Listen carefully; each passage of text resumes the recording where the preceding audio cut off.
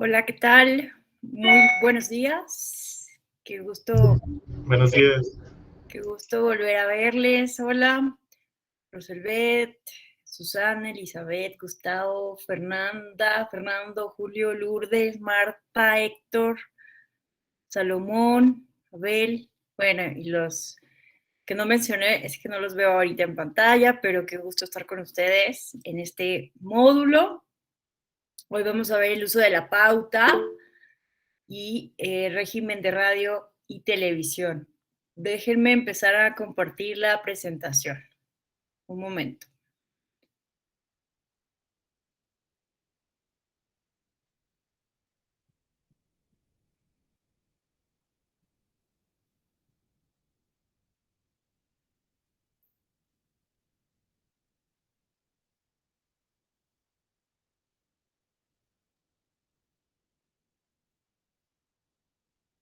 Bueno, ¿qué vamos a ver? En estas dos sesiones que tenemos, hoy y el día lunes, vamos a hablar sobre la reforma de 2007, un poco como ayer que recordamos, bueno, como ayer y antier que estuvimos recordando el origen de la reforma al artículo 134. Vamos a hacer lo propio, pero concentrándonos en los cambios en materia de radio y televisión, qué implicaciones hubo. Después me gustaría que hiciéramos una reflexión en torno al papel de la radio y la televisión en las elecciones, cuál es su importancia, su trascendencia, su oportunidad, su vigencia, ¿no? La vigencia, sobre todo, es importante que nos cuestionemos a la luz de una posible reforma electoral. Vamos a ver cuáles son las reglas actuales y, bueno, pues la vigencia del modelo, ¿no? Algunas conclusiones. Entonces, vamos a empezar. Como que mi internet está fallando un poco, entonces si en algún momento me escuchan pausado o atrasada, avísenme por favor para hacer algo, ajustar y cambiarme de tal vez de conexión Wi-Fi, por favor, muchas gracias. Bueno, entonces vamos a empezar con la primera parte.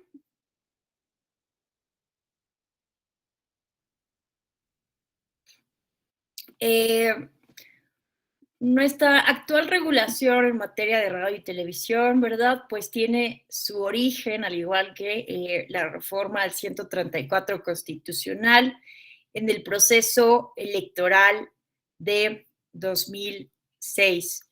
En aquel entonces, el artículo 270 del Código Federal de Instituciones y Procedimientos Electorales establecía un procedimiento sancionador electoral, o sea, sí había un procedimiento sancionador para conocer las faltas en la materia, ¿verdad? Sin que se anticipara algún mecanismo preventivo o cautelar, rápido y efectivo para detener con antelación conductas o hechos presuntamente irregulares al margen de la resolución final o fondo del asunto, ¿no? Entonces, esto es muy importante porque pues sí podían presentarse denuncias, pero pues dado los tiempos en que se tardaba la autoridad, ¿verdad? En instruir la denuncia, etcétera, pues los hechos podían vulnerar derechos y volverlos irreparables, ¿no?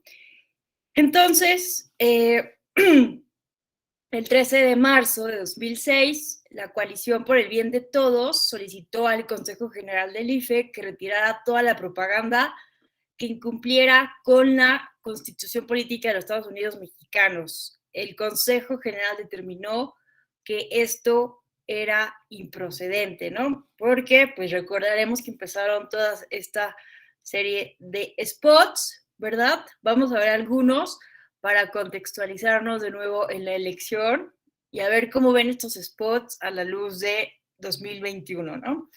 Entonces, pues vamos a verlos.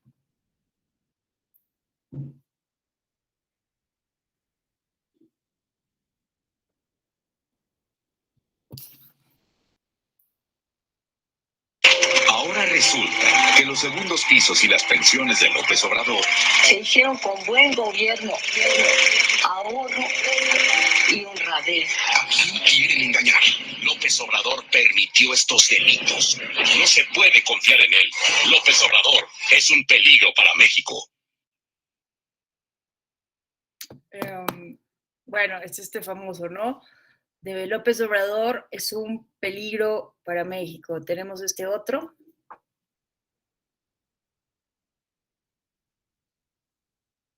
Este es el segundo piso de la Ciudad de México. ¿Cómo pagó López Obrador por él? Se endeudó. Las pensiones, se endeudó. Triplicó la deuda del DF. Si llega a presidente, nos va a endeudar más y vendrá una crisis económica, devaluación, desempleo. Estos son los grandes planes de López Obrador. Un peligro para México.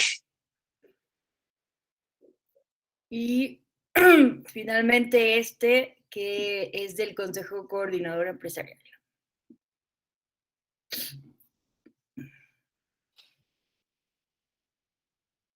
¿Son tuyos esos 20 pesos? Sí, es mi billete. 20 mandados, 20 pesos. ¿Y si te digo que una devaluación y que tus 20 pesos ya solo valen 10? Me estás mintiendo, ¿verdad? Aquí dice 20 pesos. Me estás bromeando. ¿No te parece maravilloso que nuestros hijos ya no entiendan lo que nosotros sufrimos tantas veces? Esto es producto de 10 años de estabilidad económica. Apostarle algo distinto es retroceder. Defendamos lo que hemos logrado. Consejo Coordinador Empresarial. Bueno, como ven, pues estos spots, ¿verdad? Que fueron muchísimos y estuvieron transmitiéndose una y otra vez. Además, pues en el contexto de este proceso electoral, pues fue notorio, ¿no? Salió con toda claridad el hecho de que las televisoras tenían diferentes tarifas dependiendo de los actores políticos, ¿no? Entonces, un spot que comprara la Coalición por el Bien de Todos era muy costoso. Las televisoras obviamente ponían precios diferentes a pues Calderón, ¿no? Por ejemplo. Entonces fue muy notorio que existía una inequidad en la contienda, ¿verdad? Y pues bueno, estos spots se consideraron campaña sucia, con calumnias, ¿verdad? Y denigratorias. Entonces, bueno, esto de AMLO es un peligro para México. Ayer comentábamos, ¿no? Que pues es una frase que ha tenido mucho éxito y detrás de esta frase se encuentran asesores extranjeros. Dick Morris, que es estadounidense, y el español Antonio Sola, ¿no? Fueron los que idearon esta frase y que se ha pues difundido por toda América Latina, ¿no? Pensemos en algunos países, por ejemplo Chile, ¿no? Que pues en este proceso constituyente todo el mundo, bueno, todo el mundo decía, no, es que nos vamos a volver Venezuela, cuando se cambie la constitución, ¿no? O sea, la publicidad, la mercadotecnia ha influido, ¿no? Para que la derecha vea cualquier movimiento de cambio como un retroceso y un acercamiento con la Venezuela de Hugo Chávez, ¿no? Y pues lo mismo, ¿no? Recientemente también fueron elecciones en Honduras, igual, ¿no? La izquierda ganó la propuesta de Xiomara Castro, que es bien interesante porque Xiomara Castro es la esposa del presidente depuesto en el golpe de Estado de 2009. Imagínense ustedes, hubo un golpe de Estado porque justo venía impulsando políticas de izquierda, ¿no? Manuel Zelaya. Entonces, pues durante todos estos años no había dejado el Partido Nacional gobernar a la izquierda y la campaña muy fuerte estuvo, ¿no? Diciendo que Xiomara Castro era un peligro para Honduras, ¿no? Entonces, estos discursos son muy efectivos, ¿no? Para sembrar miedo en la ciudadanía ante pues, estas propuestas de izquierda. Entonces, pues bueno, es como interesante ver cómo funcionó. Y pues bueno, como todos recordaremos, ante la diferencia que existió entre Felipe Calderón, ¿verdad? y Andrés Manuel López Obrador de 0.56%, ¿verdad? Y toda esta solicitud de voto por voto, casilla por casilla, etcétera, pues fue que sí se consideró que estas campañas pudieron haber influido, ¿verdad? En el imaginario colectivo se quedó esta idea, ¿no? La política, las clases políticas mexicanas, por ello, ¿no? Acordaron ante el conflicto de 2006 reformar la Constitución. Pero bueno, antes de llegar a eso, ustedes ya lo han visto en módulos anteriores de este diplomado. Ante todos estos spots y la solicitud de la coalición del bien de todos, solicitó al Consejo General del IFE que retirara estos spots a través del SUB-RAP 17 de 2006, que ustedes saben bien que es el RAP, pues padre del recurso de apelación, ¿verdad? O madre, como quieran verlo, es el que le da origen a al procedimiento especial sancionador, a las medidas cautelares, ¿verdad? Porque en este RAP, la Sala Superior del Tribunal determina que el IFE debía establecer un procedimiento idóneo, eficaz, completo y exhaustivo en que se cumplieran con las formalidades esenciales del procedimiento y que permitiera prevenir la comisión de conductas ilícitas y, en su caso, restaurar el orden jurídico electoral violado. Entonces, pues bueno, el COFIPE en su artículo 36 solo contemplaba que los partidos políticos nacionales tenían la obligación de abstenerse de cualquier expresión que implicara diatriba, calumnia, infamia, injuria, difamación o que denigre a los ciudadanos, a las instituciones públicas o a otros partidos políticos y sus candidatos, particularmente durante las campañas electorales y en la propaganda política que se utilice durante las mismas. Entonces, bajo este supuesto del artículo 36, es que la Sala Superior ordena al IFE, pues, establecer un procedimiento idóneo, ¿no? Que resulte eficaz para tutelar los derechos políticos, ¿no? Y justo evitar, pues, que se calumnie, infamie, difame, ¿no? Esto sin calificar, obviamente, los spots, ¿no? Sin pronunciarse sobre el contenido de los spots que acabamos de ver, que, bueno, ya cada quien tendrá su punto de vista sobre los spots a la luz del 2021, pero esto pues fue muy importante, ¿no? Porque pues a través, en realidad el procedimiento especial sancionador nace, ¿verdad?, de un criterio jurisprudencial y que ya el legislador, con la reforma de 2007, pues plasma en la ley, ¿verdad? Entonces esto es como el antecedente del procedimiento especial sancionador y de las medidas cautelares. Y justo pues ahora que pues tuve la oportunidad de ir a observar las elecciones en Honduras apenas en 2021, perdón, sí, en 2021, en noviembre de 2021, pues fui a observar justo cómo estaba construido el modelo de justicia electoral en Honduras, ¿no? Me pidieron hacer como un examen de cómo estaba su sistema de justicia electoral y esta fue una de las observaciones que hice, que Honduras, si bien tenía una regulación similar a esta y muy similar a la regulación que tenemos en México en materia de propaganda, por ejemplo, está prohibido pues que las personas o ministros de culto se pronuncien sobre temas electorales, que hablen a favor o en contra de un candidato, está prohibida la violencia política contra las mujeres en razón de género, está prohibida la propaganda gubernamental durante las elecciones, etcétera.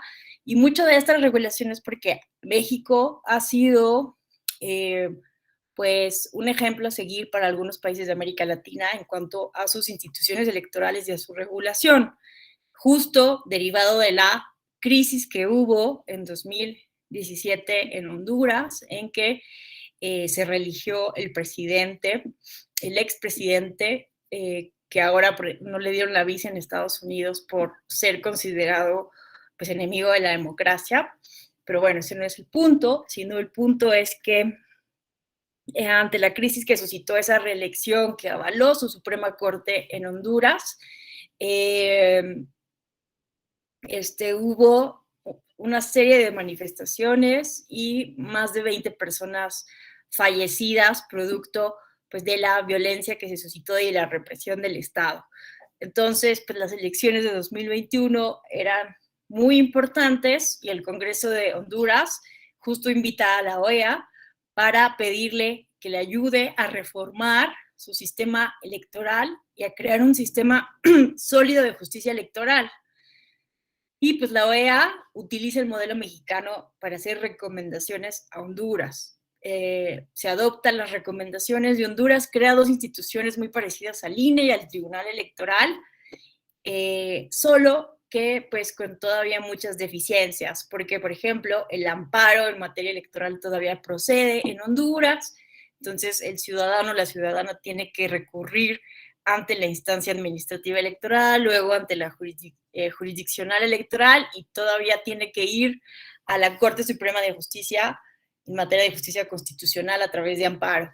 Pero bueno, el punto de esto es que el día de las elecciones, el presidente de Honduras estaba por todos los medios de comunicación anunciando pues, su gobierno y una semana previa a las elecciones, ustedes recordarán que hubo 2 huracanes que durante la pandemia azotaron a Honduras. La verdad es que les ha ido al pueblo hondureño como en feria.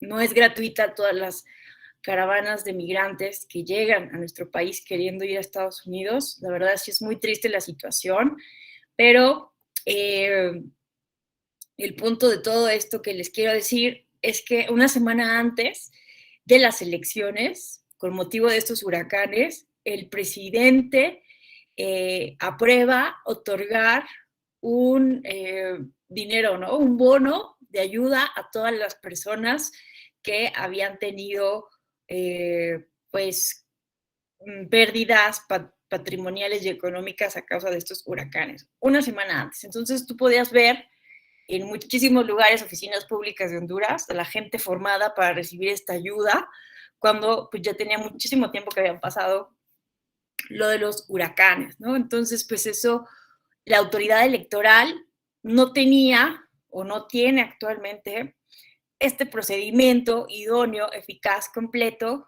justo para solicitar, ¿no? Que se detengan todo este tipo de acciones, ¿verdad? Además había violencia política, ministros de culto, y pues no había la manera de hacerlos parar, ¿no? De determinar, no contaban con este procedimiento. Entonces, pues sentí que estaba viviendo otra vez el 2006 desde Honduras, ¿no? Porque pues todo el mundo decía, oigan, que hagan algo, autoridades, no está pasando nada, hay muchísimas denuncias de violación de la ley, pero no tenían un procedimiento expedito. Entonces esperemos que próximos años progresivamente pues vayan teniendo algo similar al procedimiento especial sancionador mexicano, si es que es lo mejor, obviamente, para el pueblo hondureño.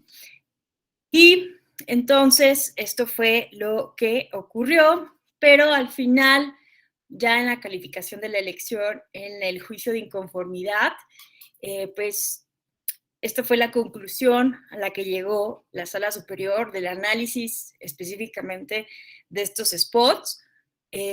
Todo lo anterior conduce a afirmar que no es posible establecer, aquí está lo importante, una relación de causa-efecto en relación con el daño que pudiera sufrir un candidato en la preferencia electoral como consecuencia de la intervención de terceros, debido a que la complejidad, la intensidad y la dinámica de los actos que se realizaron en el presente proceso electoral fue de tal magnitud que obliga a apreciar de manera contextual la actuación de dichos terceros. En consecuencia, tampoco hay base para sostener que la actuación de los referidos terceros se vulneraron los principios que rigen todo proceso electoral a grado tal que se vea afectada la validez de la elección.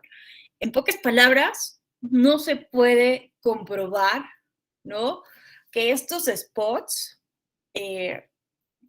del PAN, del Consejo Coordinador Empresarial y todos los que hubieron, de López Obrador es un peligro para México, realmente influyeron para cambiar el voto de las personas, ¿no? O sea, no hay una manera de comprobar fehacientemente y decir, bueno, es que en realidad estos votos afectaron, ¿no? Porque, pues, la sentencia también lo dice por ahí, ¿no? Estamos hablando del foro interno de las personas. No sabemos realmente cómo influye, ¿no? Y suponer que en automático un spot con este mensaje me va a convencer para no votar por López Obrador, pues significaría quitarle toda capacidad de agencia a los individuos y a los ciudadanos. Evidentemente la publicidad influye, ¿no? Y esto nos lo ha dicho Sigmund Freud desde el siglo pasado, ¿no? Pues todo el mundo sabe cómo funciona el inconsciente y cómo pues la propaganda, la publicidad nos va trabajando el cerebro. Evidentemente eso es una realidad, pero pues no somos ni 100% manipulables ni 100% libres. El problema entonces es para comprobar que realmente estos spots pudieron haber pues dañado los principios básicos del proceso electoral, ¿no? Piensen, por ejemplo, pues en los seguidores, ¿no? En el electorado fuerte de Andrés Manuel López Obrador, seguro vieron estos comerciales y se rieron, ¿no? Se enojaron, pero pues de eso que haya cambiado su punto de vista, quién sabe. Eh, no lo sé, la verdad es que es algo muy difícil como de comprobar y sigue siendo como un tema, ¿no? La materia probatoria para realmente poder saber con certeza que una publicidad realmente afectó la elección. Es lo que hablábamos también un poco ayer con el tema del Partido Verde, con todas estas historias en Instagram que se difundieron en las elecciones de 2021, en periodo de veda, que efectivamente se sanciona al partido, ¿verdad? Eh, por haber hecho esta estrategia que se comprueba que hubo depósitos a personas, hubo testigos de que el partido había contratado incluso a una agencia de publicidad, eh, hubo promesas de pago, ¿no? Hubo guiones, se mandaron guiones a los influencers del Verde, o sea, es decir, sí hubo manera de comprobar toda esta estrategia concertada que el partido no se deslinda, a pesar de que es etiquetado en todas las publicaciones de Instagram y no reporta en sus gastos de campaña. Entonces, evidentemente, se sanciona. Hay pruebas contundentes, ¿no? A diferencia de lo que sucede con Mariana Rodríguez, que ella afirma que lo hizo por apoyar la campaña de su esposo, no hay ningún depósito, no hay ninguna prueba de que fue una estrategia que, eh, implicó gastos para el partido o el candidato, ¿no? Pero de ahí a que podamos saber que esa publicidad del Verde, que se sanciona por no reportarla y por hacerlo obviamente en periodo de veda, pero no hay prueba para saber que influyó, ¿no? En este municipio de Michoacán en el que la Sala Toluca anula la elección. Entonces, pues no hay manera como de saber el grado de influencia, solo podemos sospechar que de alguna manera pues tuvo ahí algún impacto. Pero bueno, ese es como el tema. Algunas personas podrían argumentar, ¿no? Siguiendo los más recientes criterios de la actual integración de la sala superior, porque la diferencia fue menor al 1%, ¿no? Y hemos visto casos como el de Iliatenco Guerrero, ¿verdad? En el que sí se anula la elección por violencia política en razón de género, porque se pusieron pintas muy cerca de las casillas en la jornada electoral con violencia política en razón de género y pierde esta mujer que es una persona indígena queda en segundo lugar por una diferencia mínima, ¿no? Entonces, este elemento de la determinancia, ¿no? De que realmente pudo haber influido, sí se toma en cuenta en esta nulidad de la elección en Iliatenco. Pero, pues, esta era otra integración de la sala superior y esto fue lo que razonó, ¿no? Tal vez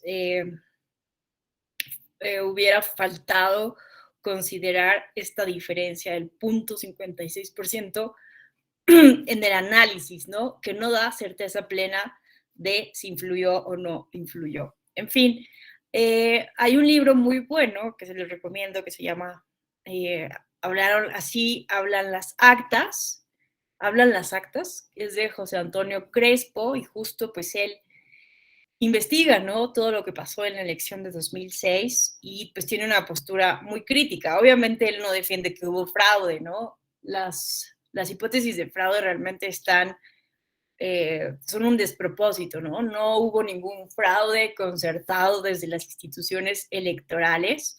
En todo caso, bueno, además, la Coalición por el Bien de Todos, recordemos que en su momento solicitó el recuento pues de todas las casillas en donde en un momento dado encontraron irregularidades, se hizo el recuento solicitado y seguía ganando Felipe Calderón, ¿no? Y es en ese momento cuando la coalición empieza a pedir voto por voto, casilla por casilla. Entonces, pues ya no era el momento oportuno para solicitarlas porque ya se había hecho un recuento previo y pues además no existía el supuesto de realizarse un conteo total de los votos, ¿no? Entonces eso fue el razonamiento de los magistrados en la calificación de la elección, pues que no había un supuesto jurídico para permitir el recuento total de los votos. Ya se había hecho el recuento que sí solicitó la coalición en un momento dado, y entonces seguía ganando Felipe Calderón. Pero bueno, José Antonio Crespo es crítico en torno al criterio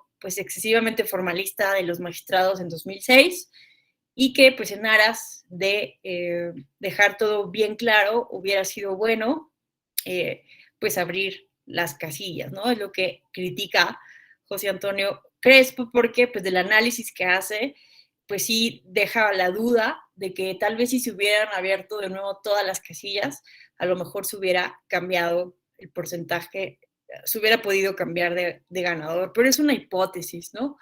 Porque también algo bien interesante a tener en cuenta del contexto de la elección de 2006, ¿verdad? Y pensando justo en, en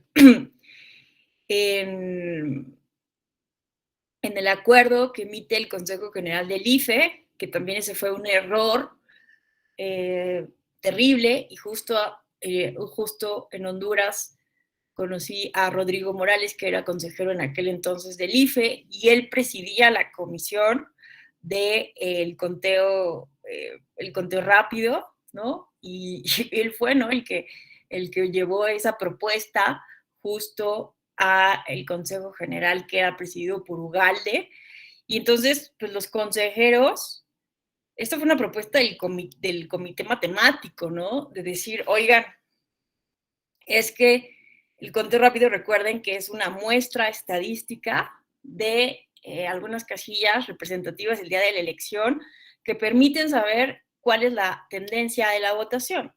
Y esto tiene como un nivel de confianza casi del 99%, ¿no? Por ponerlo en perspectiva numérica.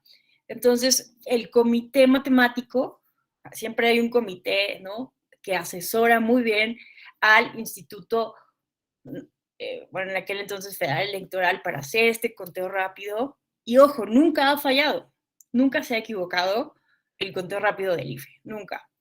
Entonces, el comité dijeron, pues es importante tener en cuenta que si se cruzan, ¿no? Las probabilidades ante una elección muy cerrada, pues lo conveniente tal vez sea no salir a dar el resultado de la elección, porque ustedes pueden salir a dar un resultado y puede cambiar ya que se haga el conteo total, ¿no? Porque puede no ser exacto dada la alta competitividad que había.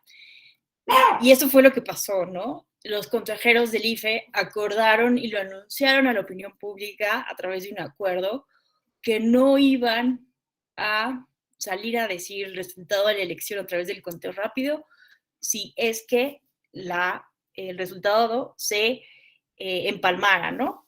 Y eso fue lo que ocurrió, entonces no salieron a decir, pero pues ya después, ¿no? Se sabe que ese conteo rápido sí le dio la victoria a Felipe Calderón, ¿no? Sí tenía ventaja en el resultado del conteo rápido Felipe Calderón. Pero bueno, pues hubo muchísimos errores de las autoridades electorales, evidentemente, hay muchísima desconfianza, un discurso también que pues ataca las instituciones, ¿verdad?, electorales, a pesar de todo el trabajo que se ha venido haciendo y construyendo, pero en fin, fue unas elecciones muy, muy complejas. Bueno, entonces, en ese contexto es que, ¿verdad?, llegamos por fin a nuestra reforma de 2007. ¿Qué implicaciones tuvo? Pues bueno,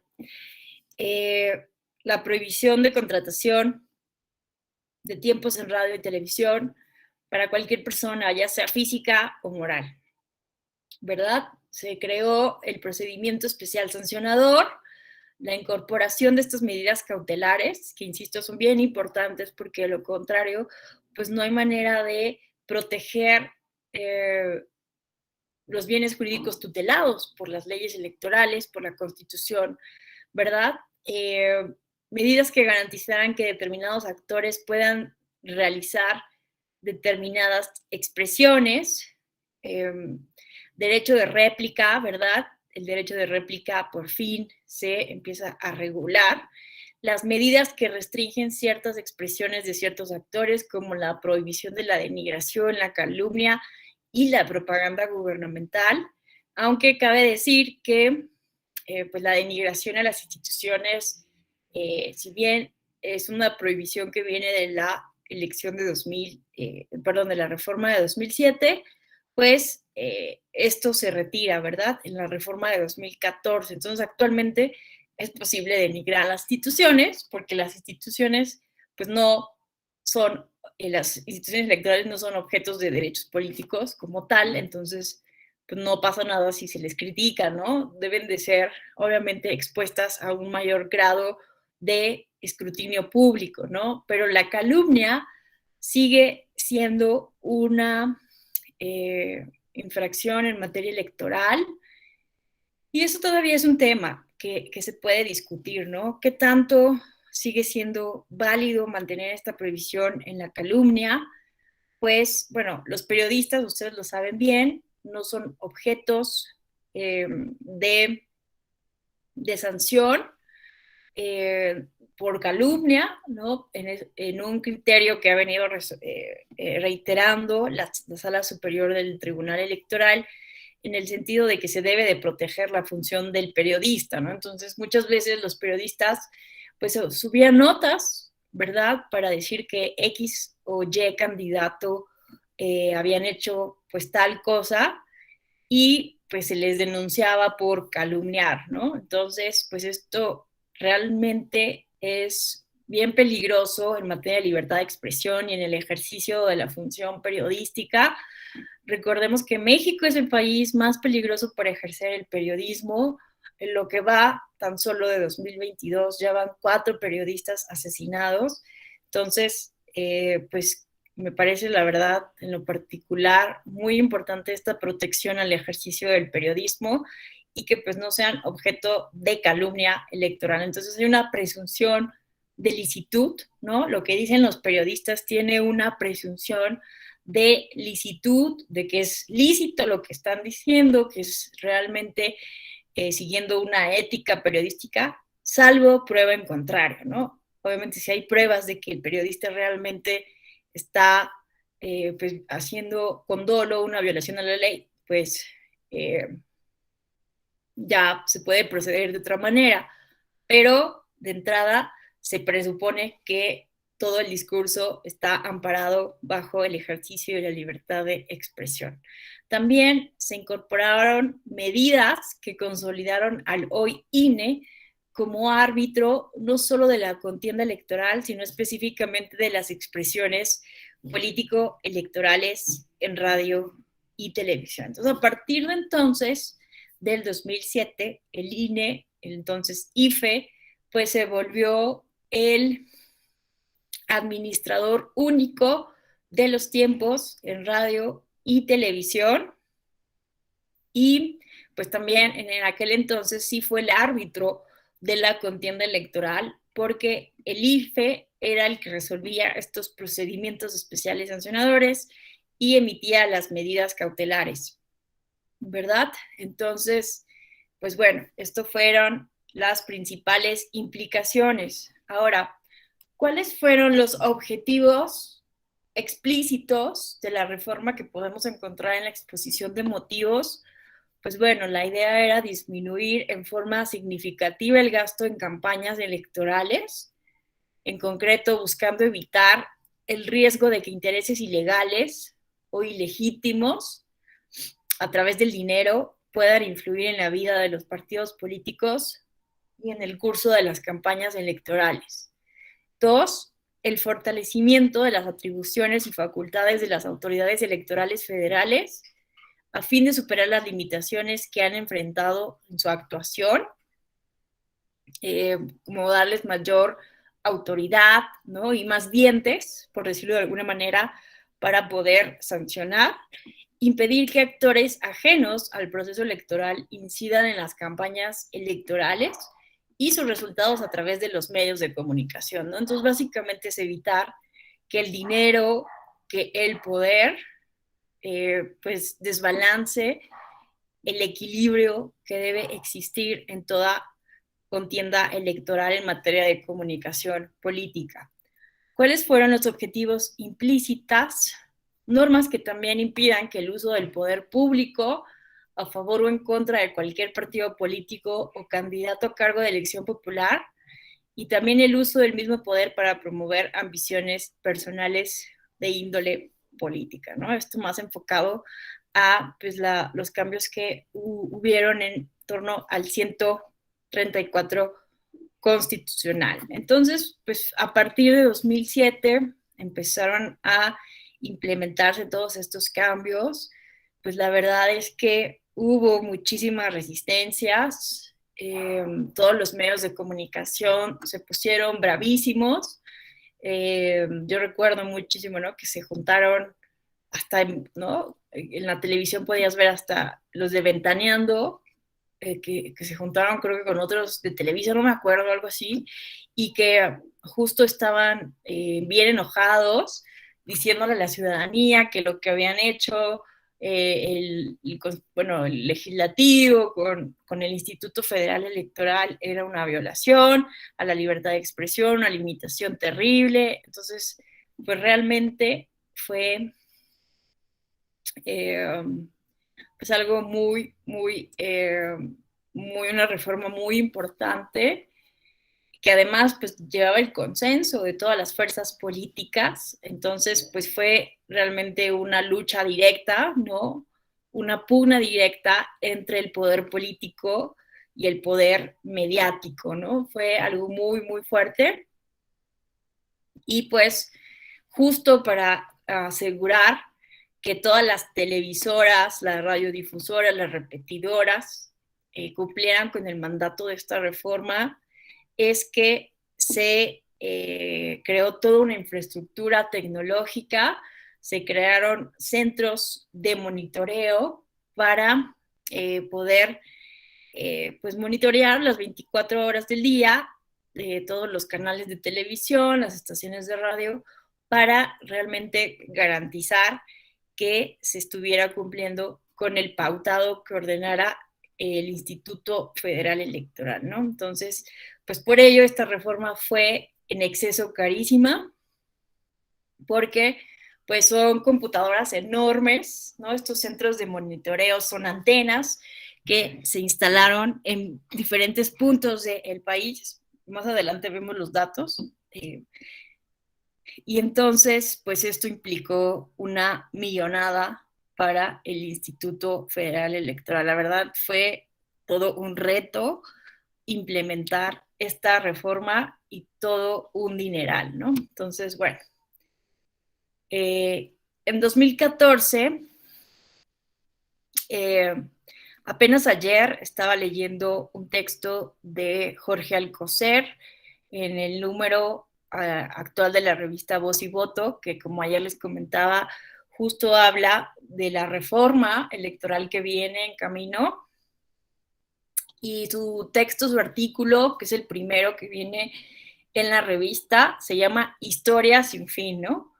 Y pues sí, realmente es la historia sin fin, la cuestión de las reformas inacabadas en materia electoral. Imagínense que desde 1996, Ernesto Zedillo había dicho que la reforma de 1996 era la reforma definitiva, ¿no? Que iba a arreglar de una vez por todas todos los problemas de nuestro sistema político electoral. Y pues evidentemente no ha sido así, pero definitivamente la reforma de 2014, y yo coincido con Jorge Alcocer, fue un completo despropósito. Es lo que opina Jorge Alcocer, otros académicos especialistas. Yo estoy completamente de acuerdo, es mi punto de vista. Ojo, es completamente personal, no tiene nada que ver con la Escuela Judicial Electoral, pero ¿qué implicó la reforma de 2014? Centralizar, ¿no? Centralizar la función electoral y recargar de atribuciones al ahora Instituto Nacional Electoral, hacer más gordo al Consejo General del INE, ¿no? De 7 consejeros ciudadanos pasamos a 11, con una gran cantidad de atribuciones, ¿no? No solamente ya tenía desde 2007 la atribución de administrar los tiempos en radio y televisión para todas las elecciones locales y federales, sino que a partir de 2014, pues échate también la fiscalización de cada una de las candidaturas de todas las elecciones, ¿no? Entonces, aumento de competencias, se duplica, pues, el presupuesto, obviamente, en fin, se quita competencia a los institutos electorales locales, que ahora se les llama OPLE, ¿verdad? Y desde mi punto de vista, el principal problema es que pues perjudica el federalismo electoral, ¿no? Se invaden las competencias de los legisladores locales, en fin, cada quien podrá tener su punto de vista, algunas personas están muy de acuerdo, consideran que fue una, pues no una gran reforma, pero que pues que está bien, como está el modelo actual.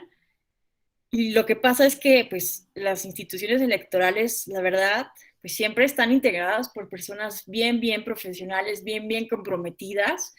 Ustedes lo saben muy bien, muchos de ustedes trabajan en OPLE, en tribunales electorales locales, federales, no lo sé, pero todos ustedes saben muy bien por experiencia propia el gran profesionalismo que hay en todas las instituciones electorales en cualquier estado. La gente siempre es bien comprometida con la función electoral y pues se trabaja 24 horas del día muchas veces para garantizar, ¿no?, los derechos políticos y que los procesos electorales se lleven a cabo. Entonces, pues por todo este profesionalismo y también en el INE trabaja gente bien, bien profesional, pues obviamente se logra implementar con éxito esta reforma, pero pues siempre hay una gran cantidad de complicaciones, ¿no?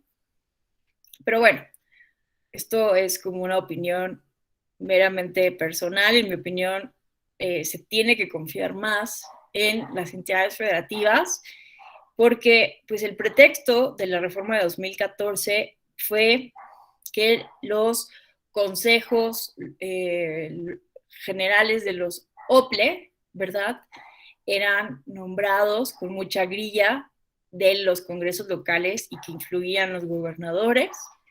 Pero pues si ustedes lo analizan con cuidado, en realidad esta grilla no ha desaparecido, solo que ahora se traslada a la sede del Consejo General del INE y no implicó, y esto lo dice Jorge Alcocer en el artículo, y yo estoy completamente de acuerdo y siempre lo he considerado así también, pues no hubo un plus para aumentar la confianza ciudadana y la legitimidad en los procesos electorales.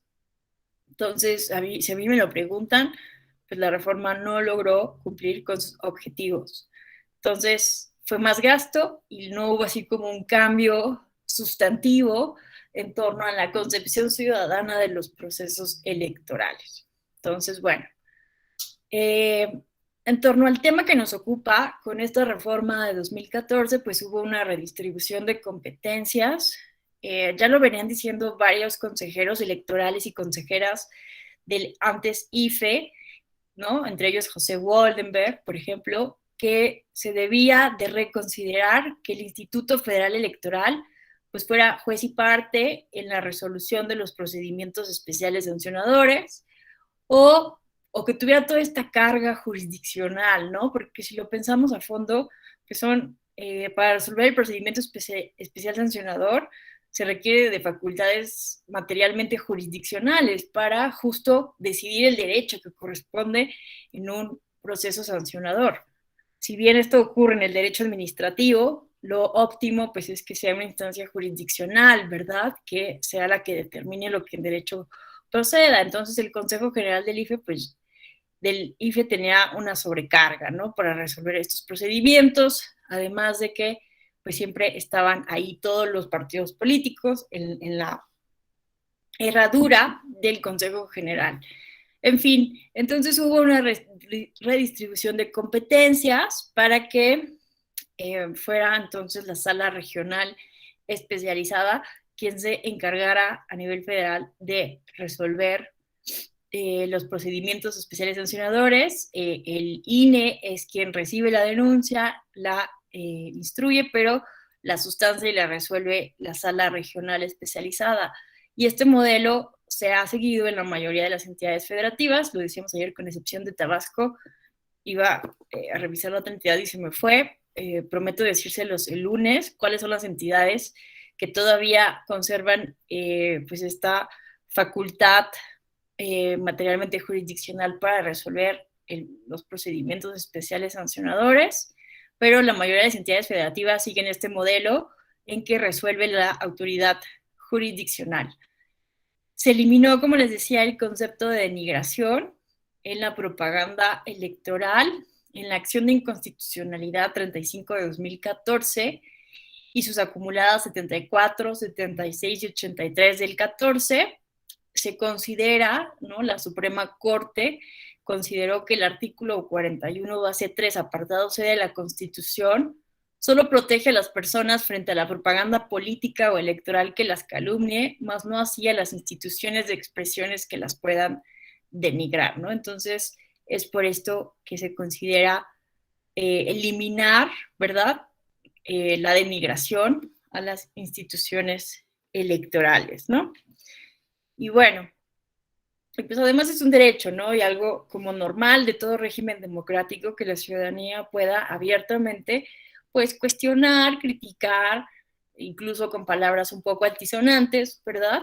A las instituciones, a las autoridades. Es algo, pues, que se debe permitir con completa libertad en todo régimen democrático. Entonces, pues sí era un poco, era un contrasentido, un despropósito que el procedimiento especial sancionador pudiera conocerse de presuntas denigraciones a las instituciones, ¿no?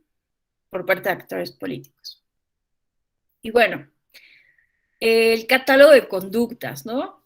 ¿Qué conductas se pueden conocer a través del procedimiento especial sancionador relacionadas específicamente con el tema de la radio y la televisión que viene desde 2007? Pues la violación de las reglas sobre el uso y destino de los tiempos del Estado en radio y televisión, que también una de las consecuencias de esta reforma fue como la aparición paralela de un mercado negro en la radio y la televisión, ¿no? Hemos visto cuántas denuncias llegaron, ¿no? Empezaron a llegar por estas simulaciones que se hacen, ¿no? En los medios de comunicación de supuestas entrevistas a candidatos, ¿no? Y entonces se creó como este mercado negro paralelo para que algunos actores políticos tuvieran más tiempo en radio y televisión que otros. La promoción personalizada, ¿verdad? Que fue lo que estuvimos viendo en el módulo de ayer y antier, la violación a las normas acerca de propaganda política o electoral, los actos anticipados de pre-campaña o campaña y la calumnia. También a este catálogo claramente definido y perfeccionado desde 2007, se han agregado conductas no implícitas a través de criterios jurisprudenciales, como el uso indebido de recursos públicos, ¿verdad? Que es estos, como la línea jurisprudencial que estuvimos viendo, o uso indebido del padrón electoral, que no está como tal definido en la ley, ¿verdad? Pero que es objeto de un procedimiento especial sancionador, el desacato de medidas cautelares, etcétera. Y bueno, no sé si hasta aquí alguien quiere hacer algún comentario, tenga alguna pregunta, quiera manifestar su punto de vista.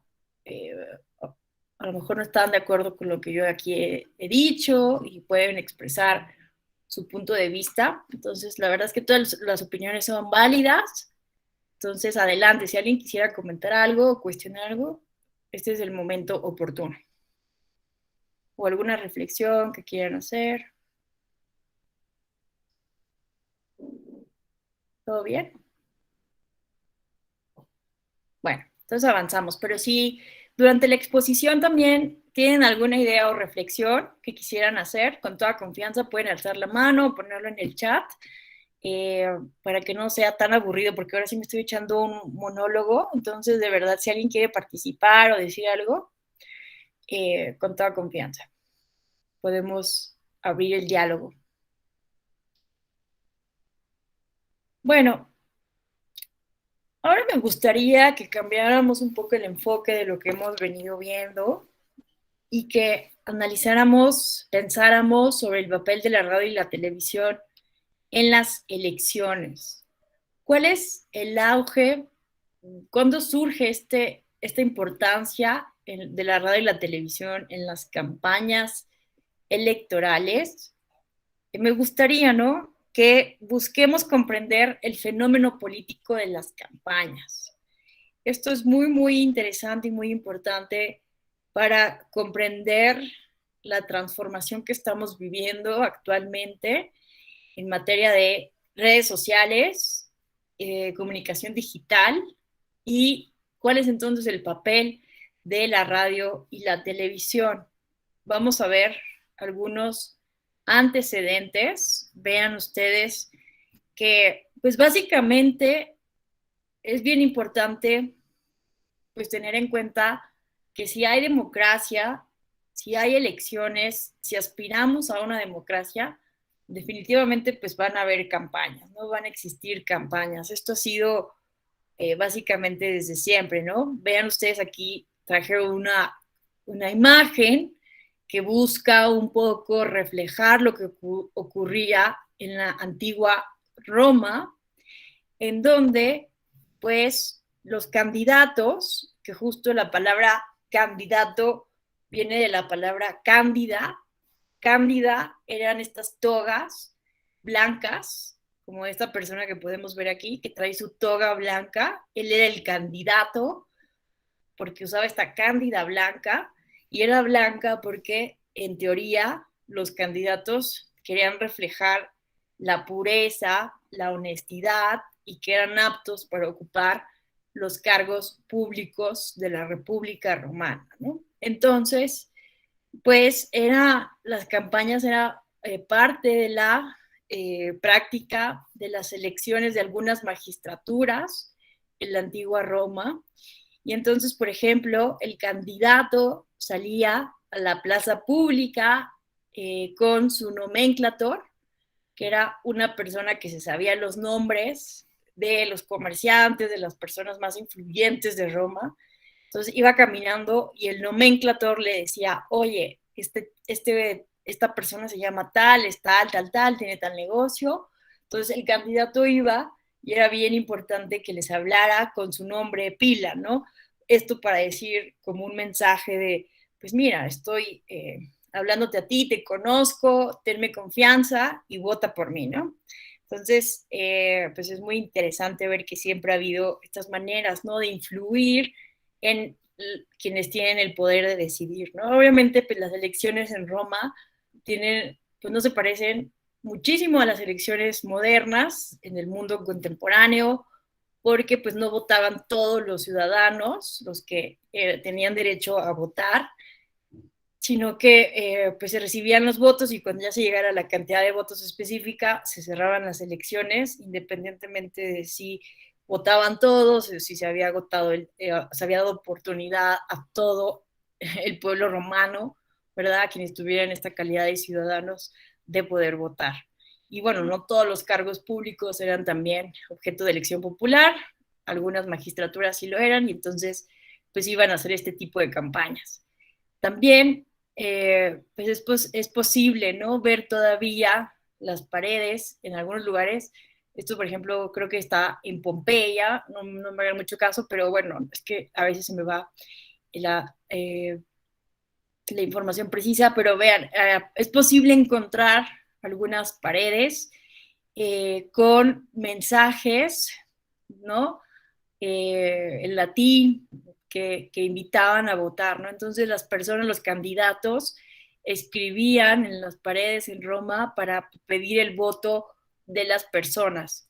Entonces existía esta figura de albator y el scriptor y el laternarius. Ellos eran los encargados de ir a pintar las bardas y, por ejemplo, pues las personas, las de las casas, podían despertarse un día en la mañana y ver que su casa ya estaba pintada con propaganda electoral.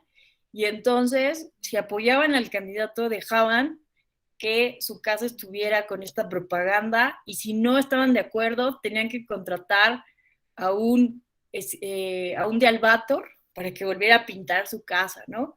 Pero durante las noches se hacía esto, ¿no? Para que la gente no dijera nada de las casas y en las noches hacían esta propaganda, ¿no? Como una pinta de bardas, como actualmente se hacen los grafitis, ¿no? Que los artistas que hacen grafitis en, en, en las calles, ¿no? En las ciudades de México, pues lo hacen escondidas en las noches, ¿no? Imagínense, así lo hacían el scriptus y el laternarius. El scriptor era quien hacía estas grabaciones en la pared para pedir el voto de los candidatos y el laternarius es el que llevaba como la luz para que pudiera hacerlo, ¿no? Entonces imagínense que tú te despiertas un día y ya tienes una propaganda del PRI o del PAN o del PRD afuera de tu casa y bueno, dices, bueno, si me cae bien este candidato, lo dejo y si no, pues tenías que contratar a tu de albator para que te pintara tu casa de nuevo, ¿no? Entonces, bueno, son como cosas curiosas, pero pues sí siempre ha habido formas, ¿no? En que se busca la manera de influir, de llamar a la ciudadanía por el voto. Pero bueno, los candidatos no eran los únicos que pintaban en las paredes de la antigua Roma. También es posible, ¿no? Si ustedes se meten en internet y buscan los mensajes de las paredes, hay de todo, ¿no? Desde cosas muy creativas, poesía, hasta cuestiones muy sexuales, ¿no? Algo vulgares, ya vulgaridades también. Bueno, incluso, ¿no? Podemos ver que había delitos electorales desde la antigua Roma, desde Atenas, pues ya existía justo también desde el siglo VI al siglo IV antes de Cristo. Antes, espérenme tantito. Ah, no. Bueno, es que estoy pensando si esto será relevante que lo veamos o no. Lo de los delitos electorales. Pero vamos a solamente hacer referencia rápido. Los delitos electorales pues también han existido, ¿no? Desde que existe básicamente la democracia. ¿Cómo se ha buscado detener estos delitos electorales? Por ejemplo, en Atenas, ¿verdad? Es bien interesante ver cómo los delitos electorales, buscar, ¿no? Los ciudadanos que no tenían derecho a votar y que asistían a las asambleas, pues justo estaban haciendo fraude, ¿no?, a las normas de la comunidad política, y es entonces que esto es lo que vuelve obligatorio la creación del primer padrón electoral en la historia ¿no?, de la humanidad, porque, pues, recordemos, ¿no?, que los antiguos helenos, específicamente en Atenas, separaban la comunidad económica de la comunidad política, ¿no? Entonces, la comunidad económica podían participar los ciudadanos, los metecos y los esclavos, pero en la comunidad política solo participaban los ciudadanos y la aristocracia, ¿no? Las mujeres, evidentemente, no tenían cabida en todo esto. Entonces, pues en el año 510 es muy famosa la reforma de Clístenes, que amplía la ciudadanía a los descendientes de hombres atenienses registrados en el demos.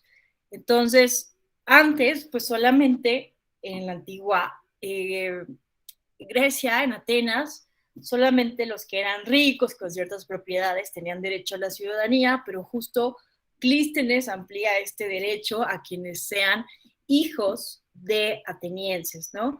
Entonces, hay una necesidad de distinguir a estas personas que son ciudadanos de quienes no lo son, justo para evitar el fraude electoral. Y es aquí que se empieza a hacer el primer, insisto, el primer padrón electoral para registrar a las personas del demos, ¿no? Y entonces, aquellas personas que insistían en hacer fraude y que fueran sorprendidas tratando de participar en la asamblea eran arrestadas y llevadas ante el Tribunal Popular, que podía condenarlas a muerte, ¿no? Entonces, pues bueno, esto también lo vemos en Roma. En el año 2012, Carcala reconoció a la ciudadanía a todos los hombres libres del Imperio Romano, ¿no?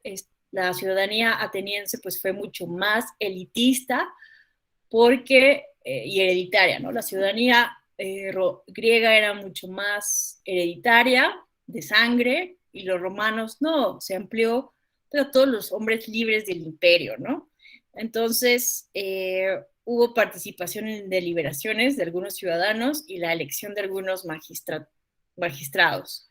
Pero existía este delito del ambitu. El ambitu, que viene de ambire, significa, vean esto, ir alrededor, ¿no? Entonces, quien cometía el delito de ambitu es el que iba de un lugar a otro mendigando votos para ser elegido en algún cargo público. Entonces, ese era el delito de ambitu, ¿no? Entonces, el ambitu viene también de palabras como ambicionar, ambición y ambicioso. Entonces, se considera un delito mendigar votos, ser muy ambicioso para buscar votos, ¿no? Entonces, está muy interesante ver esto. En principio solo había una pena pecuniaria, ¿no? Es decir, económica, privación de honores. Después se empezó a utilizar la deportación y después el destierro, ¿no? El ostracismo, separar de la comunidad política a las personas, desterrarlas, porque pues no estaban cumpliendo con las normas de la comunidad, ¿no?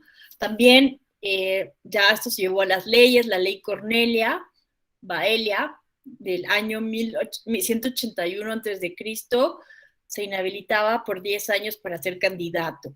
La Lex Cornelia Fulvia de Ambitu establecía que la corrupción con fines electorales se consideraba como una pena capital.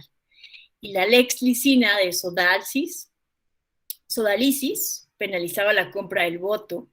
Entonces vean cómo desde tiempos tan antiguos las personas, los ciudadanos, los candidatos, los actores políticos buscan, ¿no?, cómo darle vuelta a la ley, cómo hacer corrupción política.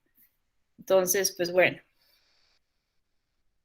esto es algo que no hemos todavía descubierto cómo quitar. En la Edad Moderna, la figura del brolio surge en la Edad Media y era justo la relativa al fraude electoral y compra del voto. Francia va a ser pues uno de los primeros países de llevar al Código Penal la violencia, la coerción y el fraude como causas específicas de suplantar la voluntad del votante.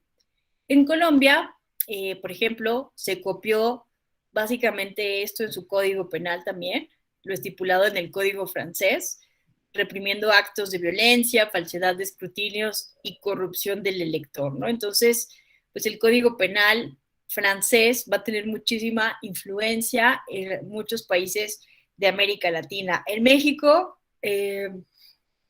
pues la cuestión de los delitos electorales llega más tarde a nuestro Código Penal y a la actual Ley General en materia de delitos electorales. Pero bueno, eso era un poco un paréntesis, un antecedente para ver que desde siempre la cuestión de las campañas implica sí o sí una comunicación política, ya sea buscando a las personas de cara a cara, como hacía el candidato con su cándida blanca, con su nomenclator, que le decía los nombres de los ciudadanos influyentes.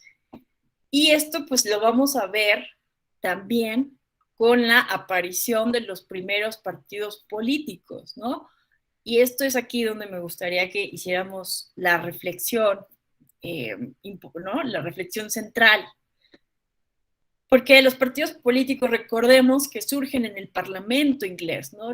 Los primeros protopartidos, ¿no? Los Tories y los Whigs, surgen justo cuando empieza a crearse pues las dos principales fuerzas antagónicas en el Parlamento sobre pues la determinación o no de mantener o no a un rey, ¿no? Entonces empieza a ir a haber fricciones. Entonces, lo relevante aquí es que en la organización tradicional del Parlamento, pues solo había peones u hombres de confianza del notable de la fuerza política, ¿no? Entonces, estas primeras fuerzas políticas en realidad funcionaban de manera muy tradicional, pero posteriormente va avanzando la organización política al interior de los parlamentos, pero el partido político como tal, el partido de masas, surge cuando se extiende el sufragio universal, ¿no?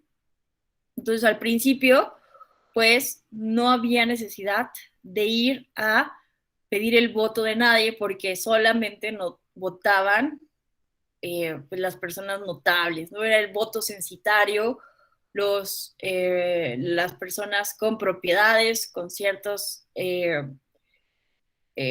nombre, ¿no? Con cierto prestigio.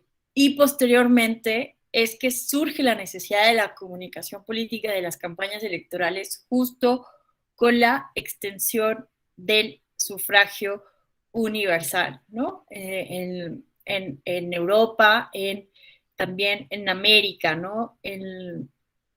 Con la independencia de las 13 colonias en los Estados Unidos, etcétera, ¿no? Pero vemos entonces que el partido político empieza a crearse como un partido de propaganda de masas, porque imagínense que de un día para otro se reconoce el voto a toda la clase obrera, a todas las personas con mayoría de edad. Entonces, pues las diferentes fuerzas del Parlamento pues tenían que organizarse en estructuras burocráticas claramente definidas para ir a buscar a los ciudadanos, educarlos políticamente. Por eso se quedó desde aquí, ¿no? La idea de que el partido político es y funciona como una organización que debe educar cívicamente, porque los partidos políticos realizaron esta función con la extensión del sufragio universal. Entonces los partidos iban con las personas cara a cara, en la política cara a cara, y les decían, oye, ya tienes derecho al voto, yo soy tal partido, aquí está el periódico, te educamos, tienes que saber estas cosas políticas, vota por nosotros, ¿no? Entonces ahí empieza todo el movimiento de educación política y la necesidad de comunicarse cara a cara con los ciudadanos. Y esto cambia radicalmente y es por eso que algunas personas hablan de la crisis de los partidos políticos y la democracia representativa, porque esto se va a transformar radicalmente justo con el surgimiento de la radio y la televisión, ¿no? Entonces, esta política cara a cara, este partido político de masas que educaba a través de periódicos, de tocar la puerta, ¿no? Como ahora vemos los testigos de Jehová, ¿no? Que van todavía puerta a puerta tratando de evangelizar, de convencer a las personas de que se acerquen a su iglesia, pues así hacían los partidos políticos, ¿no? Iban a tocar, con megáfonos, hacían en las plazas públicas, a tratar de socializar, ¿no? Políticamente las plataformas políticas, etcétera. Y todo esto cambia obviamente cuando llega la radio y la televisión. Se dan cuenta que ya no es necesario hacer toda esta estrategia, gastar tanta energía en el campo físico, de cara a cara con las personas, porque pues, se puede llegar a mucha más audiencia a través de mensajes en la radio y la televisión. Obviamente esto tiene muchas ventajas porque si llega a más personas, las personas se enteran, es posible que se enteren más de lo que sucede en la política, pero pues también tiene muchísimas desventajas. Las personas empiezan a ver la política como una imposición, porque al menos antes con la política cara a cara, pues las personas podían intercambiar puntos de vista con los activistas, los militantes de los partidos políticos. También por ello se explica, ¿no?, que tantas personas se afiliaran a un partido político, y esto también es parte de lo que se ha considerado actualmente como un indicador de la crisis de los partidos, que la gente se sale ya de los partidos políticos de manera masiva, porque ya no hay esta relación, ¿no?, cara a cara con los militantes de los partidos. Entonces, no es lo mismo que llegue alguien de un partido a tu casa y te trate de convencer y que exista alguna clase de diálogo, intercambio de puntos de idea, a que desde la televisión, de manera unilateral, te transmitan los discursos, los mensajes, los spots de un partido político, ¿no? Entonces, pues las televisoras incluso relatan, por ejemplo, en Estados Unidos, en Inglaterra, que las personas hablaban enojadísimas. Oye, ¿por qué interrumpes, mi bella genio, ¿no?, con el discurso de Nixon, ¿no?, por poner un ejemplo, y que se quejaban. Entonces, mucha gente, esto tampoco contribuye, ¿no?, con el histórico prejuicio en contra de la política. Hay un hartazgo de la política que a cada rato ves en la televisión spots. Entonces, pues también eso hay que analizar, que pensamos que los spots van a influir de manera positiva en la ciudadanía y que van a manipular en automático las preferencias electorales, y no necesariamente. Hay una gran cantidad de estudios empíricos que demuestran que la ciudadanía, que tiene el efecto contrario al esperado, ¿no?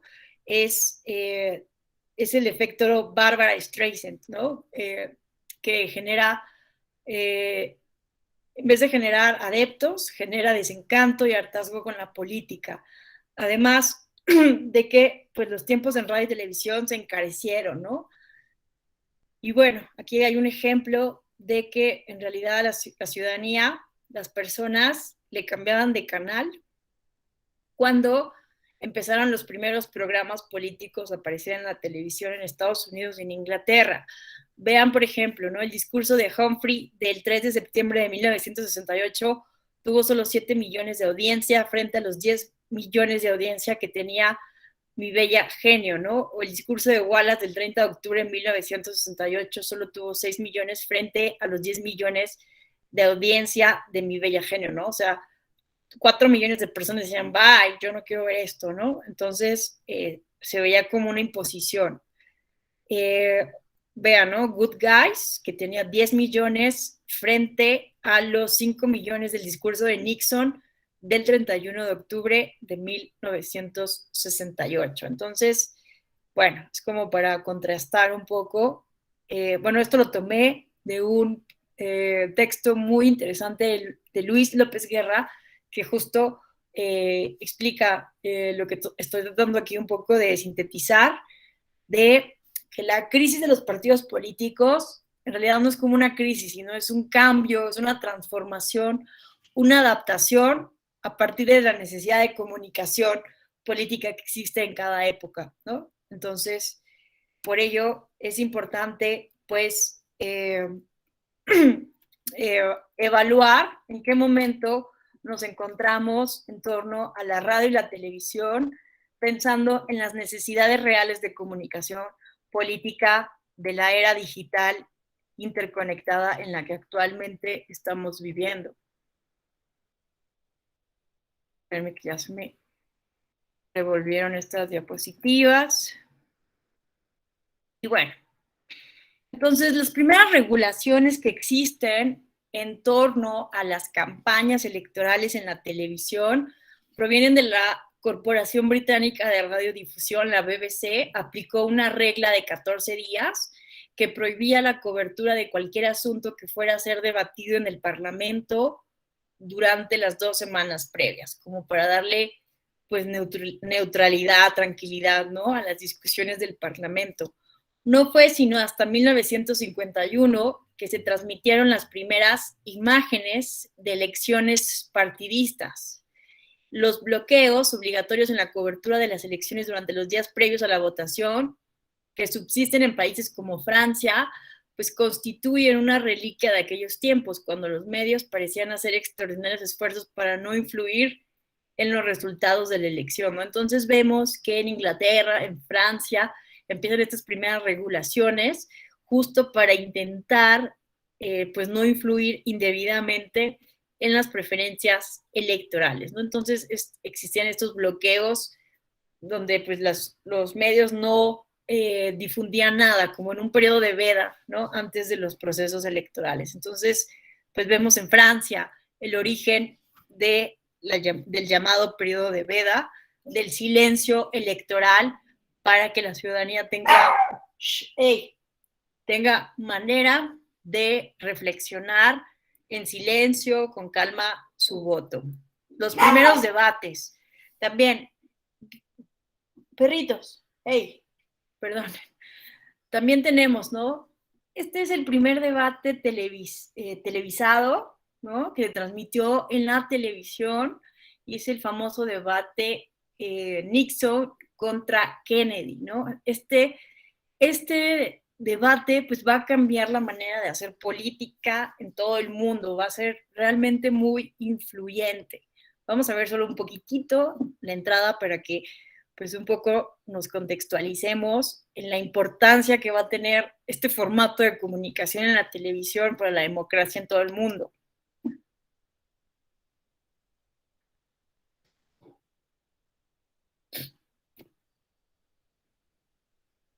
Es del 21 de octubre de 1960.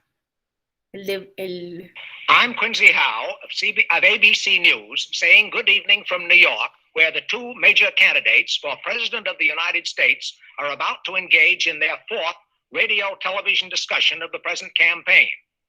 Tonight, these men will confine that discussion to foreign policy. Good evening, Vice President Nixon. Good evening, Mr. Howe. And good evening, Senator Kennedy. Good evening, Mr. Howe. Now let me read the rules and conditions under which the candidates themselves have agreed to proceed. As they did in their first meeting, both men will make opening statements of about 8 minutes each and closing statements of equal time, running 3 to 5 minutes each. During the half hour between the opening and closing statements, the candidates will answer and comment upon questions from a panel of 4. Because that is America. Because we are dealing with the most ruthless, fanatical leaders that the world has ever seen. Bueno, pensé que me equivoqué de versión, el que puse, no trae subtítulos, pero bueno, no importa. Lo importante es que viéramos, ¿no?, un poco, pues, cómo la radio y la televisión va a venir a transformar, ¿no?, y que justo un debate entre los candidatos presidenciales, que fue de 1960, definitivamente va a cambiar la manera de hacer política tanto en los Estados Unidos como en el resto del mundo, ¿no? Y actualmente sabemos que los debates presidenciales, al menos en Estados Unidos, son decisivos, ¿no?, para pues la ciudadanía que tome una decisión en el voto.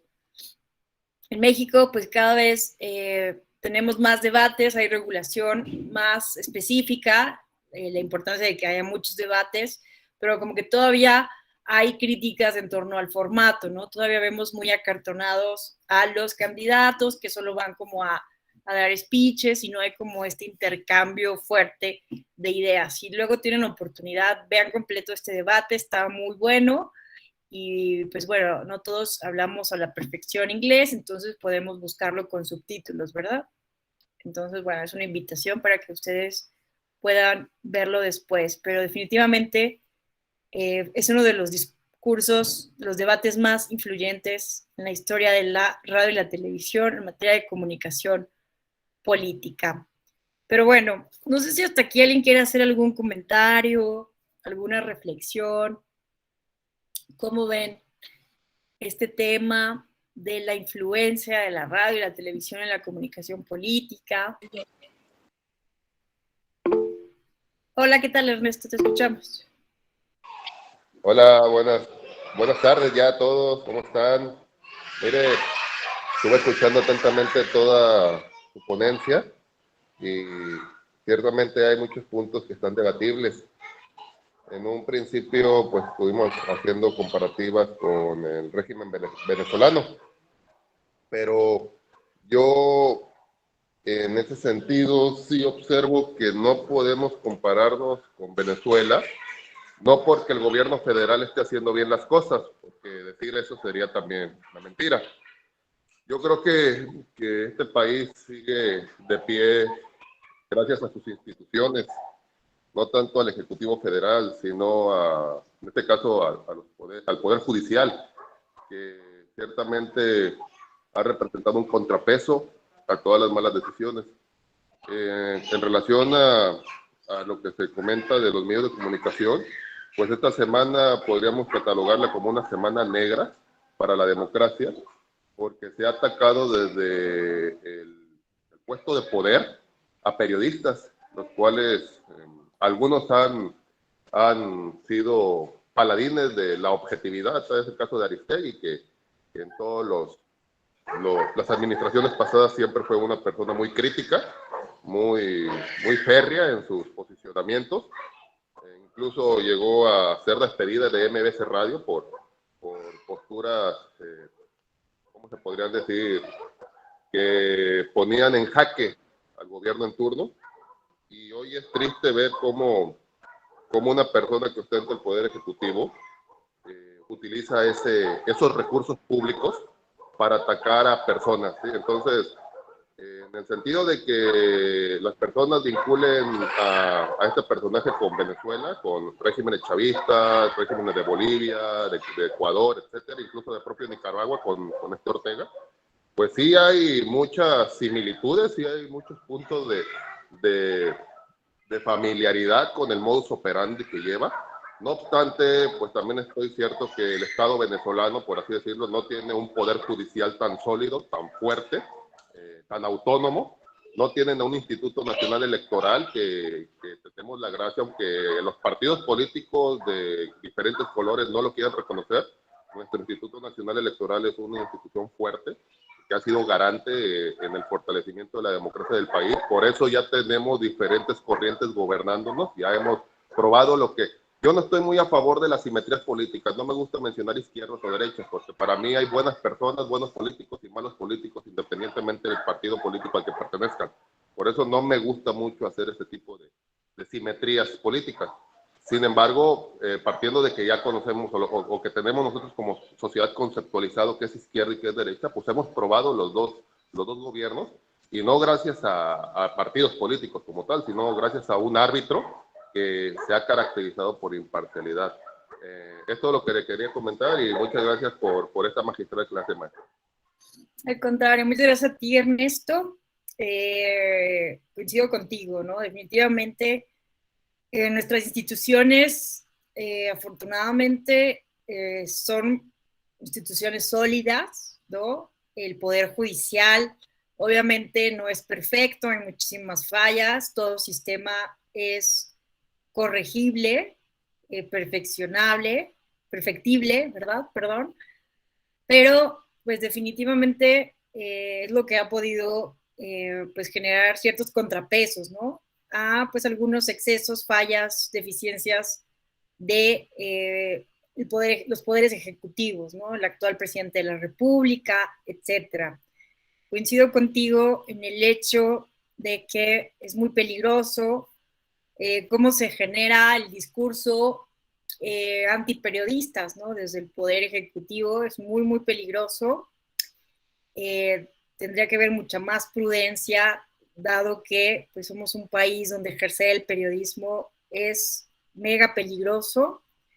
Entonces creo que eso nos ha restado puntos, ¿no? Justo ayer se publicó el índice de The Economist de el estado de la democracia en el mundo.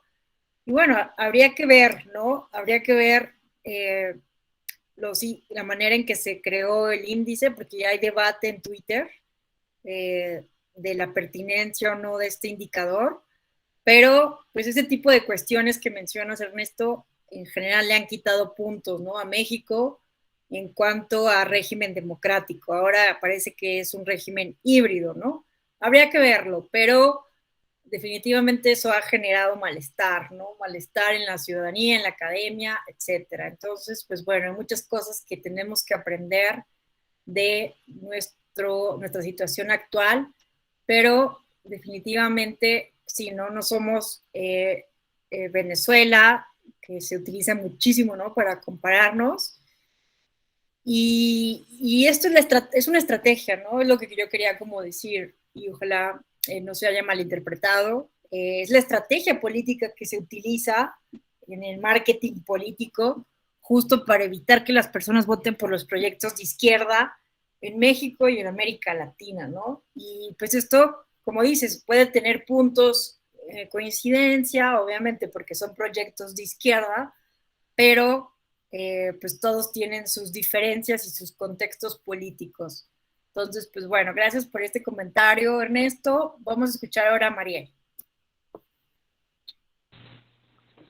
Hola, buenos días, ¿me escuchan bien ahí? Te escuchamos bien. Gracias. Bueno,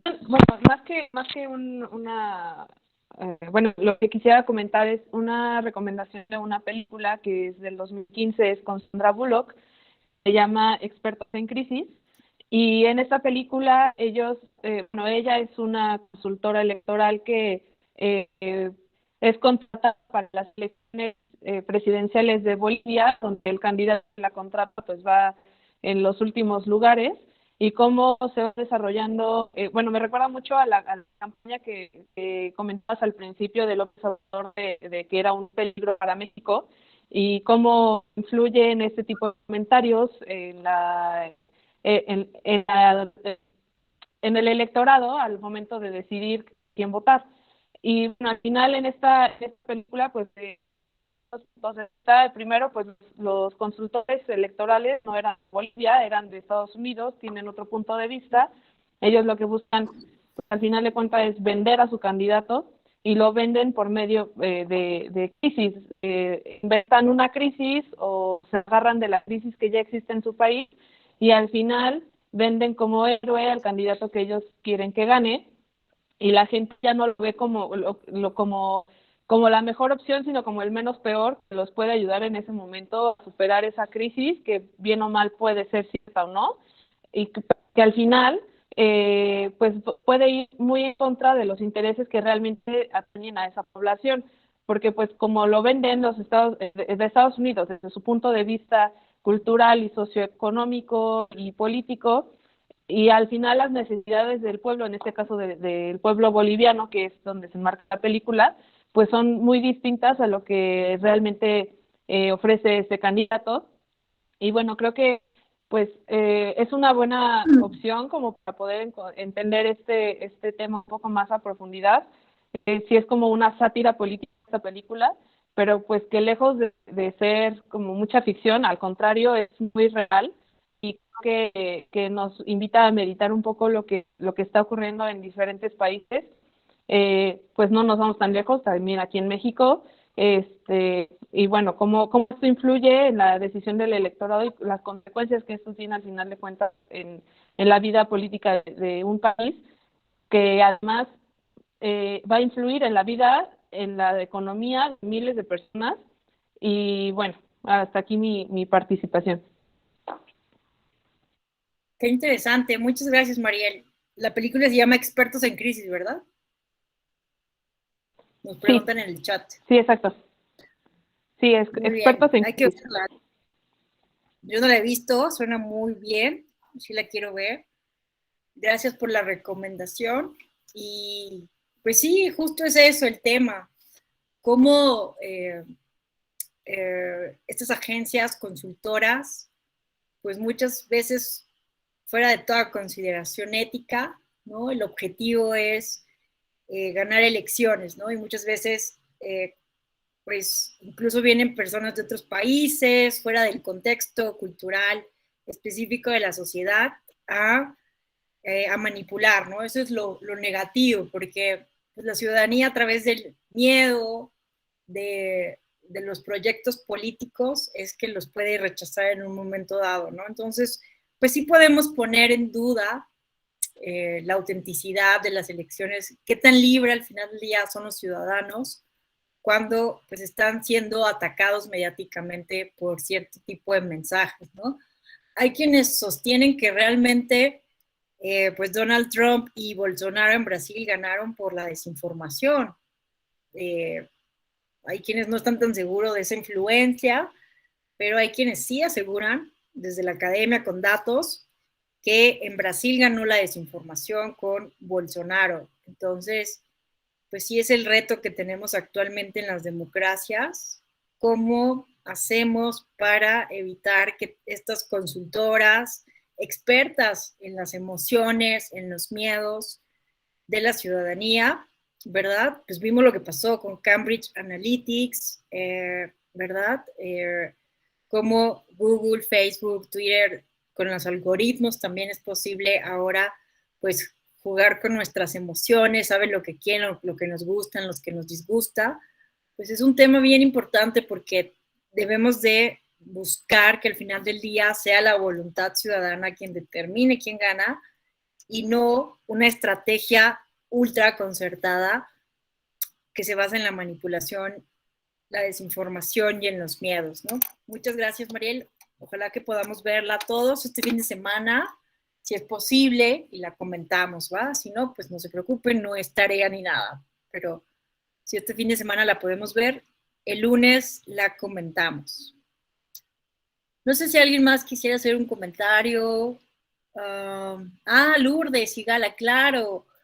El tema me hace recordar el libro de Homo Videns de Sartori, ¿no? Claro, no sé si si han tenido oportunidad de leer este estupendo libro de Giovanni Sartori, que justo nos dice, ¿no? Que pasamos de ser el Homo sapiens, un hombre, mujer pensantes, a ser un Homo Videns, un hombre que solamente ve imágenes, ¿no? Que se mueve por las imágenes, por los videos, que se deja influir. Y pues justo este libro pues está enfocado a la influencia de la radio con la televisión, pero pues que todavía es muy pertinente para analizar la manera en que los ciudadanos contemporáneos podemos influirnos, ¿no? En cuestiones políticas. También es una gran recomendación, ojalá lo puedan leer. A mí me gustaría releerlo, porque hace muchísimos años que lo leí. Estaría muy bueno también que se pudiera leer en este fin de semana, quien tenga la oportunidad o posteriormente, ¿no? Creo que es un buen documento para poner en perspectiva el tema de todo este diplomado que ustedes están tomando. Pues listo, no sé si alguien más quisiera hacer otro comentario, tuvieran alguna otra pregunta, duda. Abel, ¿qué tal? Muy buenos días, te escuchamos.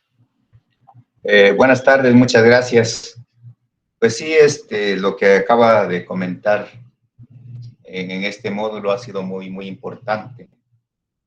Afortunadamente, pues las reformas pues han abonado mucho para que estemos como estemos. Hay muchas deficiencias, desde luego, pero entre lo que teníamos antes del año 1990, pues es completamente diferente a lo que tenemos hoy. Y después del 2014 también cambiaron muchas cosas. Tenemos, como lo dijeron hace rato, un tribunal electoral sólido. Tenemos el INE, que ya tiene tiempo trabajando con absoluta independencia, y vemos precisamente esos diálogos entre el Poder Ejecutivo, el Legislativo y el propio instituto a la par, porque eso es lo que permite que la autonomía de las instituciones. Vayamos más allá de los soples que comentaba hace rato. Pues sí, algunos han ido avanzando. Ya después del 2014, las reformas, los integrantes del Consejo General de los soples, la mayor parte son electos por el Consejo General del INE. Ya no intervienen el Poder Ejecutivo de los gobiernos estatales, ya no intervienen los partidos políticos tan de forma directa como era anteriormente. Inclusive en la integración de los consejos distritales o de los consejos municipales, que antes eran casi propuestos por los partidos políticos, ahora esa convocatoria abierta para que la ciudadanía participe en esos procesos de elección. Entonces, ha ido evolucionando y es perfectible, como lo manifestaba hace rato. Y afortunadamente entre lo que tenemos ahorita es mucho mejor que lo que teníamos hace por lo menos unos 15 años, ¿no? En cuanto a las pautas, pues desde mi punto de vista, considero que sí está muy sobrecargado los promocionales en la radio y en la televisión. Y no sé cuál, en el caso mexicano, el efecto que ha tenido, pero sí lo considero que fuera de atraer adeptos, de repente llega al hartazgo y la gente ya no quiere escuchar y no quiere saber nada. En los últimos, ahora que estamos en un proceso electoral, en el caso de Oaxaca, pues sí hemos visto que en el periodo de precampañas, pues salen las pautas de los partidos políticos, que según va dirigido, sale una cintilla en la cual dice este mensaje va dirigido a los militantes del PRI o del PAN o del PRD o de Morena. Pues sin embargo lo escuchamos todos, ¿no? Yo no tengo, ¿qué culpa tengo de que por gozar de las prerrogativas que tienen en la difusión de los mensajes en radio y televisión, tenga yo que escuchar cosas que a mí ni me interesan de un partido o de otro partido? Porque se supone que en el periodo de precampaña es un proceso interno en la cual los partidos políticos buscan el consenso para elegir al mejor de sus afiliados o de sus simpatizantes para postularlo para candidato. Yo entiendo que en una campaña electoral sí debe de ser al público en general para que pues pueda conocer las propuestas que tengan algunos, pero sí, los mensajes, este mensaje de precampaña se parece mucho a lo que dice el refrán, te lo digo Chana para que lo puedas escuchar Juana, ¿no? Porque pues está destinado a unos, pero más bien está destinado a otros. Eso implica que va dirigido para toda la gente, ¿no? Y desde luego hay otra parte que sí necesitamos hacer un poco de conciencia. Necesitamos más educación cívica, necesitamos más educación política, que desafortunadamente el instituto, el INE, que tiene una parte para poder hacerlo, ya no lo hace, y también se lo deja a un spot en la radio, en la televisión. Los partidos políticos que también tienen esa obligación de la educación cívica ya no lo hacen porque le inyectan más para las campañas electorales. Y entonces yo creo que si tiene que haber una reforma electoral, tiene que considerar pues muchos aspectos para ir pues perfeccionando esto y que vaya caminando de la mejor forma. Es cuanto, muchas gracias. Gracias a ti, Abel. definitivamente coincido contigo, ¿no? Que esta espotización que empezamos a generar a partir de la reforma de 2007, pues ha dejado mucho que desear. No ha tenido un efecto realmente positivo en el sentido de que, pues, ¿quién va a realmente tener empatía o simpatía con un promocional político de 30 segundos, ¿no? En donde te lanzan, te bombardean con, pues, mensajes que muchas veces no tienen un fondo, un trasfondo político, y que muchas veces pues también se utiliza para, de manera negativa, ¿no? En contra del otro candidato, del otro partido político. Entonces, pues, sí, es muy importante, coincido contigo, Abel, que en la reforma electoral en puerta ojalá se considerara esto, ¿verdad? Ay, un momentito, por favor.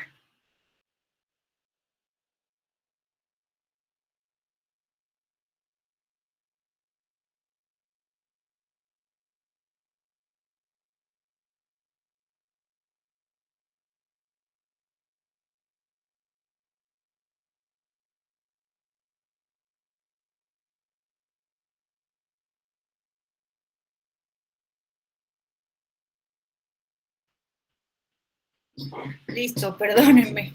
Era la señora del Yakul, perdón. Bueno, entonces considero que es muy importante justo pensar en cómo esta apatía, esta desconfianza en la política, este desencanto con la democracia, la representación política, pues también se ha minado a partir de esta estrategia de espotización, ¿verdad? Ahorita que mencionabas, Abel, esto de que el INE también tiene la función de promover la cultura cívica, una de las consecuencias justo de la reforma de 2014 fue que el INE desapareciera el Centro de Desarrollo Democrático, el CDD.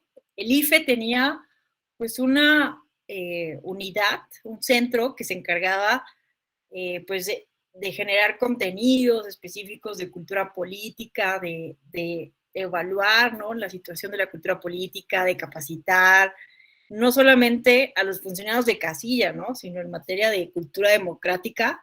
Y con la reforma de 2014, este Centro de Desarrollo Democrático desaparece, porque es necesario crear pues esta unidad de vinculación con los OPLES, ¿no?, y otras áreas administrativas. Entonces, si bien está DESEJEC, ¿no?, la dirección ejecutiva en materia de capacitación, y está la estrategia, la encívica, ¿no? O sea, sí hay avances, y en las entidades federativas, en los OPLE, hay muchísimos avances y buenas prácticas en materia de cultura cívica.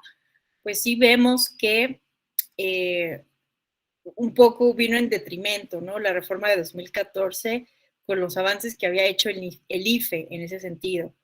Pero bueno, entonces pues hay varias cosas que necesitamos revisar con lupa, ¿no? Los legisladores, los académicos, académicas, tendremos que en estos días pues poner mucha atención en el debate para que se haga una conversación pública fructífera, ¿no? Ojalá se tome en cuenta pues varias opiniones. Ya he visto, ¿no?, que están dialogando los grupos parlamentarios con académicas y académicos, a ver qué pasa. Y bueno, ojalá no venga en detrimento de lo que ya se ha ido construyendo a lo largo de todos estos años. Pues bueno, yo creo que aquí le dejamos porque ya faltan 8 minutos. El lunes vamos a ver específicamente cómo se hacen los pautados, cómo funciona el Comité de Radio y Televisión, cómo está actualmente los centros de monitoreo en todo el país, cuánto dinero ocupa el INE para eso, es pertinente, no es pertinente, y estadísticas sobre Internet y algunos casos. Entonces, aquí lo dejamos. Muchas gracias, René Montiel. No sé si no hubiera un último comentario, reflexión o pregunta. Hola, Laura, qué gusto verte, te escuchamos. Hey. Buenas tardes, maestra. Pues como comentario nada más, creo que no es por ser barbera, ¿verdad? Pero la Escuela Judicial Electoral está haciendo una gran labor. Nosotros, pues incluirnos dentro de la capacitación en materia electoral es muy importante porque a través de estas cátedras virtuales tenemos la oportunidad que de los diversos estados estemos capacitándonos en materia electoral y a su vez pues transmitir este conocimiento y los contenidos temáticos que la Escuela Judicial tiene a bien proporcionarnos a través de las herramientas tecnológicas. Creo que es un gran avance y que es muy importante. Ahorita la importancia de la Escuela Judicial Electoral es muy importante a nivel nacional porque estamos sufriendo una crisis política. Sin embargo, ustedes nos están dando las herramientas para defendernos y anteponer sobre todo los derechos políticos que tenemos como ciudadanos. Yo creo en una paridad. Siempre he dicho que, bueno, tenían catalogado al derecho electoral que solamente lo conocía la élite, bueno, la gente rica, la gente de dinero, y nosotros queremos romper ese paradigma para que los ciudadanos sepan que pues todos podemos exigir nuestros derechos políticos y que tenemos las herramientas, nada más que hay que conocerlas. Entonces, como comentario, se me hace muy importante lo que ustedes están haciendo dentro de la vida pública de nuestro país, porque es necesario.